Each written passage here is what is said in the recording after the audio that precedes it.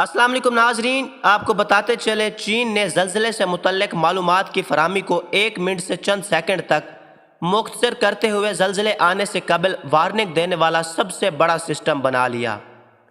China ارتھ quick administration CEA کے سربراہ منجرین نے کہا کہ چین نے حالیہ برسوں میں زلزلوں سے قبل